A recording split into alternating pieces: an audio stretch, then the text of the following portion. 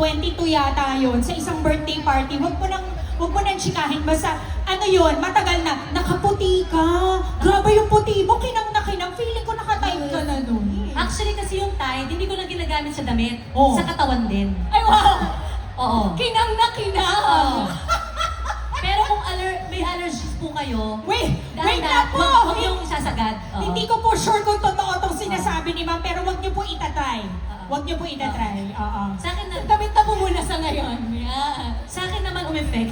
Bawi-bawi ka ma, bawi-bawi ka ma. Ibang klase talaga yung bawi mo. Si ate tumatawa, ate ginagawa mo yun sa bahay, no? Nag-iisip na kasi siya. Nag-iisip na siya. Pero eto na, bilang mommy, alam ko sobrang busy ka. I mean, nakaka-relate ako na talagang we juggle, no? And every Oo. time, each and every time, iba-ibang hats ang pinaplay natin, Yes. tama? Pero bilang Angeline Quinto, bilang certified na nanay, paano mo nababawi yung pagiging busy mo sa lahat-lahat ng iyong mga pinaggagawa sa buhay? Alam mo, sobrang thankful naman tayo sa lahat ng trabaho na meron tayo. Alam niyo yun?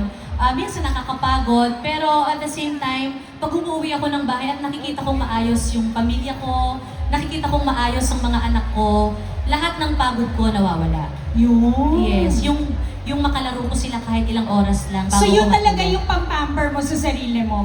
Pambawi para gumaan yung araw Oo, mo, eh. di Hindi ba? ko alam eh, kasi pag nakita mo na yung mga anak mo at yung mga bata, Tapos na. Yun na yun eh. Nawala na yung pagod ko. Yun talaga yun eh, itlog and time with the kids. Yes. So yung kailangan mo pa yung itlog Hoy, dyan. sabi na kasi kanina, di ba?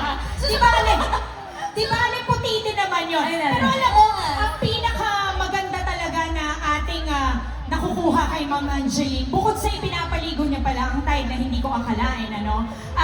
Iba talaga kasi, ito Ma'am Angeline, ibang klase ang Tide expert. Oo naman. Pinaghihirapan ko to, medyo mabigat pero dala-dala ko pa rin. Galing Gusto yan mo- dito eh. Gusto mo malagay na sa bag ko? Hindi, okay na. Kailangan ko muna ipakita. 3 times kasi ang power. Parang ikaw lang to eh.